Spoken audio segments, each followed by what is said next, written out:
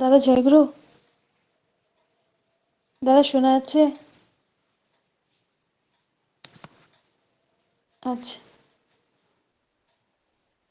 শুধু গোপালচন্দ্র কুকড়িদা জয়গুরু, না সরি, বিজয়া মুখার্জি মা আছেন, আপনি একটু ইষ্টপ্রসঙ্গ করবেন তাদের মা।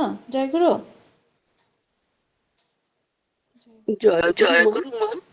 আপনি কি একটু ইষ্টপ্রসঙ্গ করতে পারবেন? হ্যাঁ হ্যাঁ, করতে পারবো। ঠিক আছে, আপনি 5:20 পর্যন্ত ইষ্টপ্রসঙ্গ করুন তো। জয়গুরু।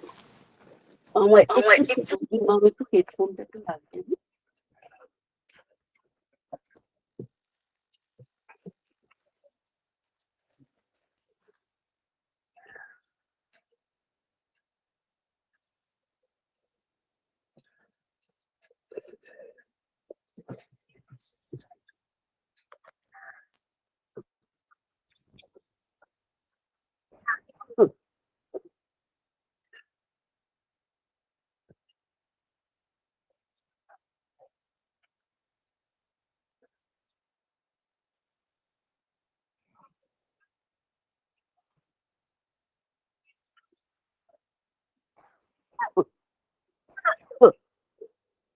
জয়গুরু।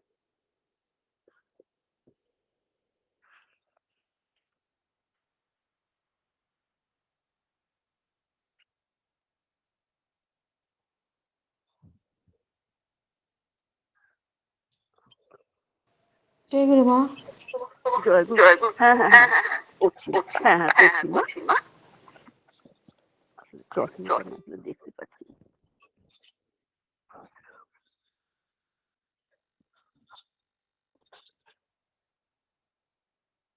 পরম প্রেমময় শ্রী শ্রী ঠাকুরের আকুল চরণে জানাই প্রণাম।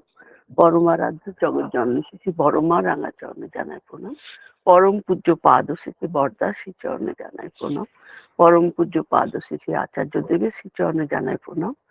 ঠাকুর পরিবারের প্রতি প্রত্যেকের পদতলে জানাই প্রণাম। অনলাইনে উপস্থিত সকল ইষ্টপ্রাণ দাদা ও মায়েদের জানাই আনন্দিত জয়গুরু। জয়গুরু মা। আমার জীবনে ঠাকুরকে ধরে আমি কি পেলাম সেটাই একটু বলার চেষ্টা করছি। আমি যখন প্রথম দেওঘরে যাই তখন আমি সবার মুখে শুনছি যে সবাই দীক্ষা নিয়েছেন এবং ভালো আছেন, কিন্তু তখন দেখার পরে আমি বুঝতে পারিনি যে ঠাকুর কতটা পরম দয়াল এবং তিনি কতটা দয়া করেন সকলকে। তো আমাকে যখন নাকি এক দাদা যাজন করলেন, করার পরে আমি সেই দাদাকে প্রশ্ন করি যে দাদা, আমি এখানে এসেছি, ঠাকুরের ঠাকুরের সবকিছু তো আমি জানি না, আমার যদি একটু বলেন। তখন ওই দাদা আমাকে বললেন যে ঠাকুরকে নিয়ে আপনি চললে জীবনে যে কতটা কি পাবেন সেটা তো বলা সম্ভব নয় মা, তবে এটা উপলব্ধির ব্যাপার, এটাকে উপলব্ধি করতে হয়। তো ওই কথাটা শোনার পরে আমি ভাবলাম যে না, ঠাকুরকে একবার গ্রহণ করেই দেখি। সবাই যখন ঠাকুরের কাছে এসছেন, তাহলে আমিও যে মনে অনেক কিছু আশা নিয়ে এসেছি, এটা নিশ্চয়ই পূরণ হবে। তো তখন আমার মনটা একটুখানি ডাইভার্টেড ছিল। তো আমরা তো সংসারী মানুষ, বিভিন্ন কারণে জানেন যে মনটা কিরকম হয়ে যায়। তো আমি মানে মনটা এতটাই বিক্ষিপ্ত ছিল যে আমি বুঝতে পারছি না আমি কিভাবে এগোবো। তো যাই হোক, তখন পরম পূজ্যপাদ দাদা ছিলেন, আমাদের পূর্বতন দাদা, তিনি তখন বসে আছেন, সকলের সঙ্গে কথা বলছেন। তো আমার তো দেওঘর সম্বন্ধে কোনো অভিজ্ঞতাই নেই। তো সবাই যখন সবকিছু নিবেদন করছেন, তো আমি ভাবছি যে আমি যে ঠাকুরকে যে নিবেদন করব, কি বলবো ঠাকুরকে, কি বলে আমি ঠাকুরের কাছে কি নিবেদন করব। আমার তো আমি যা বলতে এসছি সেটা তো বলাটা ঠাকুরকে ঠিক না, কেননা আমরা প্রত্যেকেই জানি আমরা প্রারব্ধ কর্মফল ভোগ করি। প্রারব্ধ কর্মফল বলতে আমি পূর্বজন্মে যা কিছু করে এসেছি বা বর্তমানে ইহ জগতে আমি যা কিছু করে যাচ্ছি, সেটা তো আমাকে ভোগ করতেই হবে। তো আমি সেই সমস্ত কথার মধ্যে গেলামই না। তখন আমার বাচ্চা খুব ছোট, একেবারেই ছোট। তো আমি ভেবেছিলাম যে ঠাকুর পরিবার থেকে যদি আমি আমার মেয়েটাকে যদি ইয়ে করতে পারি, একটু হাতে খড়ি দিতে পারি, খুব ভালো হয়। দেখুন ঠাকুর কিরকম অন্তর্যামী। তিনি যখন আমাকে বললেন, পূজ্যপাদ দাদা বললেন যে তুমি এখানে কিসের জন্য এসছো, আমি যখন কিছুই বলছি না, বলছে বলো নির্দ্বিধায় বলতে পারো, কিছু হবে না। তুমি দীক্ষা নিয়েছো? আমি বললাম না, আমি তো এখনো দীক্ষা গ্রহণ করিনি। তখন বলছে তুমি দীক্ষা নেবে? তখন আমি বললাম হ্যাঁ দীক্ষা তো আমি নেব। তখন বলছে কিসের জন্য এসছো? তখন আমি বলছি না। তখন বলছে দাদা কতটা অন্তর্যামী, তিনি বললেন আমি বুঝতে পেরেছি তুমি মেয়ের জন্য কিছু বলতে পারছো না। আমি তখন মিচকে মিচকে হাসছি, বলছে ঠিক আছে হয়ে যাবে। তো আমি আমার মেয়ের জন্য স্লেট আর পেন্সিল নিয়েই গেছিলাম। তখন তিনি আমাকে বললেন ঠিক আছে, তোমার মেয়ে সঙ্গে আছে? আমি বললাম হ্যাঁ দাদা আমার সঙ্গেই আছে। তখন কিন্তু হাতে খড়ি বয়সও হয়নি। তো দাদা বললেন ঠিক আছে, আমার কাছে নিয়ে এসো। আমি দাদাকে প্রণাম করে দূর থেকে আমি গেলাম, সামনে গেলাম। দাদা তাকে স্লেটের মধ্যে লিখে দিলেন আমাদের যে বীজ মন্ত্রটি আছে তার মানে প্রথম অক্ষরটা লিখে দিলেন, বলে এটা যত্ন করে রেখে দেবে। আর বললেন তোমার মেয়ে দেখবে জীবনে অনেক বড় হবে। আমি তারপরে বাড়িতে চলে এলাম, ওখান থেকে দীক্ষাও নিয়ে এলাম। নেওয়ার পরে সেইভাবেই জপ ধ্যান করছি। আর আমি তো নানা রকম ইষ্ট প্রসঙ্গে আমি শুনেছি যে ঠাকুরকে ধরে চললে যে কি হয়, সবকিছু আমার শোনা হয়ে গেছে। তো তখন আমি যখনই কিছু বিপদ আপদ হতো, আমি কিন্তু আমার বাপের বাড়িতেও বলতাম না, আমার বাড়ির লোককেও বলতাম না, আমি পরম দয়ালকে নিবেদন করতাম। এবং পরম দয়ালকে নিবেদন করতে করতে একটা জিনিস উপলব্ধি করেছি, যে একটা গান আছে না, ডাকার মতো তাকে ডাকো, এই কথাটা, এই গানটা আমার শাশুড়ি মা খুব গাইতেন। তো তখন আমি ভাবছি যে ডাকার মতো তাকে ডাকো, অর্থাৎ আমাদের এমনি ভাবে ডাকলে চলবে না, ডাকার মতো করে তাকে ডাকতে হবে। তখন আমি ওইভাবেই মনোনিবেশ করি, সবসময় জপ ধ্যান করি, যতটুকু পারি করার চেষ্টা করি। সংসারও সামলাচ্ছি, এইভাবে চলছে, এইভাবে দিন যাচ্ছে। তো আমার মেয়ে আস্তে আস্তে একটা অক্সিলিয়াম কনভেন্টে ভর্তি হলো। ওখান থেকে পাস আউট হয়ে যাওয়ার পরে এবং ভালো রেজাল্টও করলো, করার পরে ইঞ্জিনিয়ারিং এ গেল, সেখানেও ভালোভাবে পাস টাস করে ওখান থেকে চাকরি পেয়ে সে বাইরে চলে গেল। তো এইভাবে দিন যাচ্ছে। দিন যেতে যেতে আমার হাজবেন্ডের একটা এখানে গলার এখানে একটা লাম্প মতো হয়েছিল। তো ওই লাম্পটা, ওটা ভুল ডায়াগনোসিস হওয়ার ফলে ওটার মধ্যে ডাক্তাররা যে ইয়ে করেছিল, টেস্ট করেছিল, টেস্ট রিপোর্টে যেটা এসেছিল সেটা ধরা পড়ে যেটা হয়তো ক্যান্সারের জার্ম, মানে ক্যান্সারের কোনো কিছু ব্যাপার আছে। তো দেখুন আমরা তো ডাক্তারি স্বাস্থ্যটা সম্বন্ধে খুব একটা অভিজ্ঞ নই। তো ওইটা জানার পরে আমার মনটা তখন এতটাই মানে ভেঙে পড়েছে। আমি বললাম ঠাকুর আমার তো হাজবেন্ড ছাড়া কেউ নেই দয়াল, তুমি আর আমার হাজবেন্ড, এছাড়া তো আমার আর কেউ নেই। আমি মানে তখন কি বলবো, সমান আমি কান্নাকাটি করতাম ঠাকুরের কাছে, ঠাকুরের তুমি কি করছো, আমার জীবনে উনি ছাড়া কেউ নেই। আমি তখন আর কিচ্ছু জানি না, আমি সবসময় মানে মনটা এতটা ভারাক্রান্ত হয়েছে যে বাড়ি থেকে খবর এলেও আমি ফোন ধরতাম না। বুঝতেই পারছেন যে আমার মনের অবস্থা তখন কি। তখন আমি ঠাকুরের কাছে সমানে মানে কান্নাকাটি করছে, বলছি ঠাকুর এ তুমি আমার কি, আমার জীবনে এ কি নেমে এলো, আমি তো কোনোদিনও কারোর সঙ্গে অন্যায় করিনি। তো তারপরে ওটাকে কি করা হলো, অপারেশন করা হলো। অপারেশন থিয়েটারে গিয়ে আমি ডাক্তার যখন অপারেশন করবে বলে ঠিক করছেন, আমি কিন্তু যেতে পারছি না অপারেশন থিয়েটারে, আমি কেবল কান্নাকাটি করছি। তারপর বলছি আপনি কাঁদছেন কেন, তো ভেঙে পড়ছেন কেন, দেখুন না রিপোর্ট কি আসে। কিন্তু বলে না যে ডাকার মতো তাকে ডাকো, আমি শুধু মন প্রাণ দিয়ে ঠাকুরকে সবসময় ডাকতাম। তখন আমি মানে আর কিছুই চাইতাম না, যে ঠাকুর আমার হাজবেন্ডের যেন কিছু না হয়। মানে কি বলবো, অপারেশনের পরে যখন বায়োপসি রিপোর্ট এলো, তখন আমাদের এই যে সবচাইতে যে বড় জায়গাটা রয় ত্রিবেদী, আমি বললাম না আমি অন্য কোথাও করবো না, ওখানকার টেস্ট রিপোর্ট খুব ভালো হয়। তো টেস্ট রিপোর্টের জন্য আশায় রইলাম। ওখানে রিপোর্ট মানে ওটা দিয়েও, জমা দিয়েও আমি তখন ভাবছি যে কি জানি রিপোর্ট যদি খারাপ আসে, না মন তো, আমরা তো অতটা শক্ত মন আমাদের নয়। তো টেস্ট রিপোর্ট আসার পরে এরকম ভাবে মিরাকেল হলো যে টেস্ট রিপোর্টে দেখা গেল ওটা কিছুই হয়নি, কিছুই হয়নি, জাস্ট একটা লাম্প। তো যাই হোক, তখন আমি ঠাকুরকে তখন নাকি ভাবছি যে ঠাকুর তুমি এত পরম দয়াল। আমি শুধু ভাবছি যে যে নাকি ইয়েটা রিপোর্টটা করেছিল, প্রথম যে টেস্ট রিপোর্টটা হয়েছিল, এফএনএসি হয়েছিল, সেটা সেটাতে যিনি করেছিলেন তিনি কিন্তু খুব বড় ডাক্তার, কিন্তু তার রিপোর্টটাও তুমি ইয়ে করে দিলে, ভুল প্রতিপন্ন করলে। এরকম ভাবে পরম দয়াল প্রতি ক্ষেত্রে তিনি আমাদের বাঁচিয়ে দেন। তারপর আরেকবার চাকরি ক্ষেত্রে তখন আমরা ট্রান্সফার হয়ে গেছি। তো আমি তখন, আমার মেয়ে তখন এখানে পড়ছে, কলকাতা পড়ছে, আমি এয়ারপোর্টে থাকি। তো আমি তখন ভাবছি যে আমার মেয়ে এখানে তো ভালো স্কুলে পড়তো, তো আমি ব্যান্ডেলের ওখানে গিয়ে, আমার অক্সিলিয়াম কনভেন্টের ওপর একটুখানি দুর্বলতা ছিল, যে আমার মেয়ে বড় কনভেন্টে পড়েছে, আমাকে কনভেন্ট থেকেই পড়াবো। তো আমি ভাবছি যে ওই স্কুলে তো নার্সারি ছাড়া তো ওকে নেওয়া অ্যাডমিশন হয় না। দেখুন কিরকম পরম দয়ালের ইচ্ছা, তখন আমার মেয়ে এখানে 5-6 পড়ছে।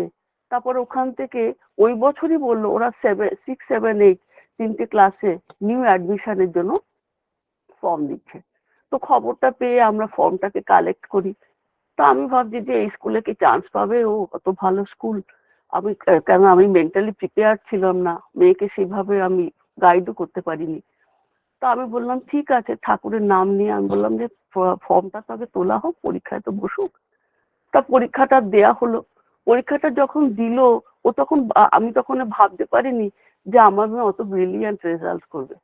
তো যখন নাকি ওদের লিস্টটা পেরোলো, দেখলাম যে সবার প্রথমে আমার মেয়ের নাম। আমি বললাম, ঠাকুর এটা কি করে সম্ভব? ও তো যখন নাকি পরীক্ষা দিয়ে যখন বেরোলো, তখন ও বলছে মা এটা লিখেছে এটা লিখেছে, আমার মেয়ে যতটুকু লিখেছিল ততটুকুই বললো। আমি বললাম তুই তো মনে হয় সবকটা তো ইয়ে করতে পারিস না, আনসার ঠিক মতো দিতে পারিস নি, তুই কি স্কুলে চান্স পাবি? তো যখন নাকি রিপোর্ট ইয়েটা বেরোলো, আহ মানে ওদের লিস্ট বেরোয়, লিস্টে দেখলাম আমার মেয়ের নাম। আমি তো দেখে মানে আনন্দেই আত্মহারা হয়ে গেছি। এইভাবে পরম দয়াল আমাকে প্রতি পদক্ষেপে আমাকে তিনি পথ দেখিয়েছেন এবং সাহারা দিয়ে গেছেন। এবং জীবনে যতটুকু আমি যা চেয়েছি, ঠাকুর কিন্তু এতটুকু আমাকে দিতে কার্পণ্য করেননি।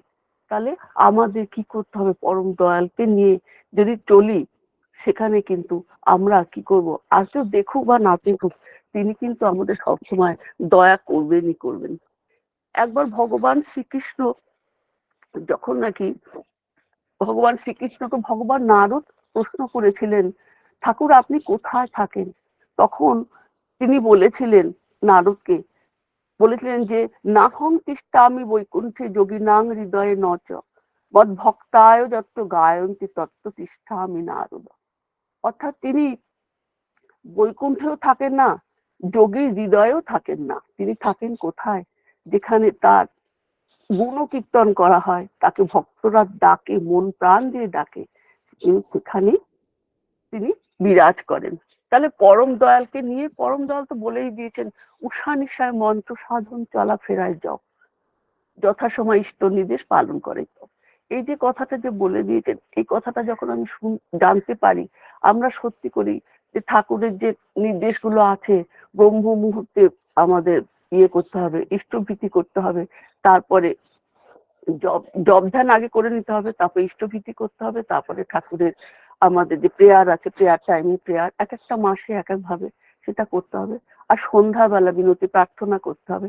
এই যে এই কটা জিনিস যদি ঠাকুরের আমরা মেনে চলি, তাহলে কিন্তু আমরা জীবনে যা কিছু আমাদের অপূর্ণতা আছে তা কিন্তু পরিপূর্ণতা লাভ করবেই করবে। এবং ঠাকুর বলেছেন এটা আলাদা করে সবার জন্য নয়, আলাদা করে যে আমি যে করলে আমি পাবো তাই না, তিনি বলেছেন যে যে করবে সে সেই তার ফল পাবে। এবং এটা ফল পেতে গেলে আমাদের কি করতে হবে?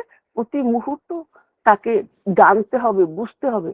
হয়তো এমন অনেক কি আছে, বাণী আছে, আমরা পড়ি ঠিকই, কিন্তু সেটা পুনরুদ্ধার করা আমাদের পক্ষে সবসময় সম্ভব হয় না। কেননা ঠাকুরের বাণী তো, ওটা আমরা কিন্তু বুঝে উঠতে পারি না। তাহলে আমাদের কি করতে হবে? ইষ্ট প্রসঙ্গ শুনতে হবে। আমি আমার শ্রদ্ধেয় দাদা এই দেবপ্রসাদদার কথা যে একটু না বললে পারছি না। আমি এই দাদার কথা অনেক জায়গায় শুনেছি, আর শর্মিষ্ঠা মাকেও আমি অনেকদিন ধরে নাম শুনেছি, কিন্তু তার সঙ্গে আমার ব্যক্তিগতভাবে কোনো রকম আলাপ ছিল না।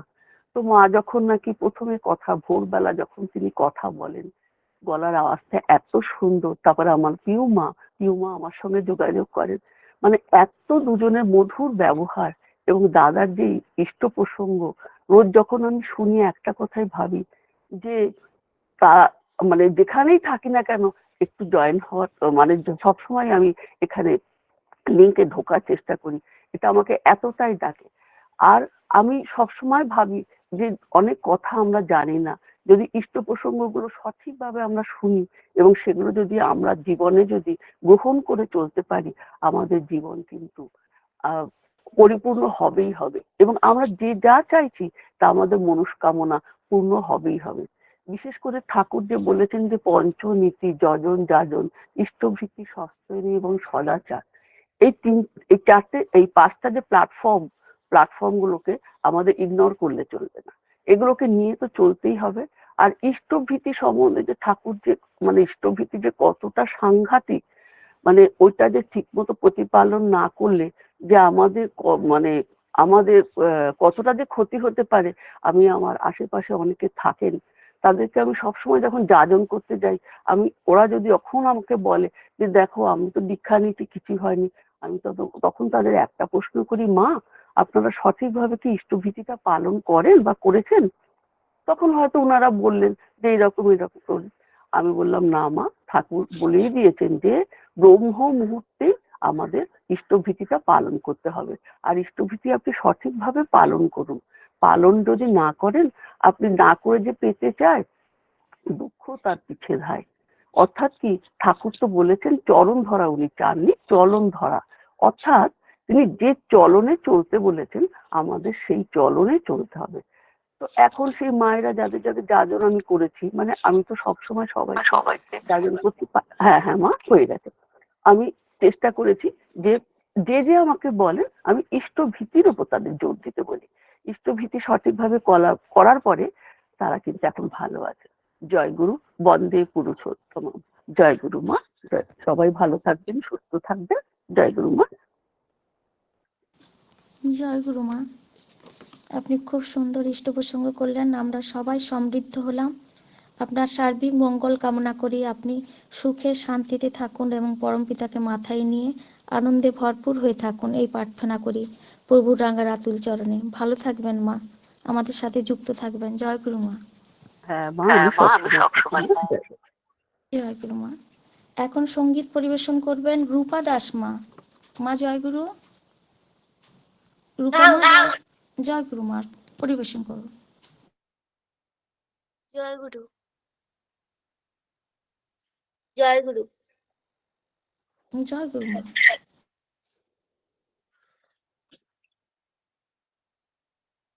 পরম প্রেমময় শ্রী ঠাকুরের রাঙানাথ তুলসী শতকোটি প্রণাম।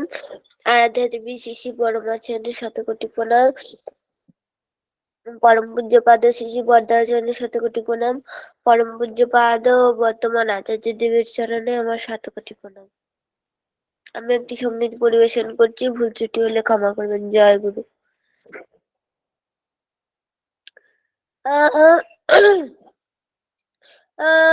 আমার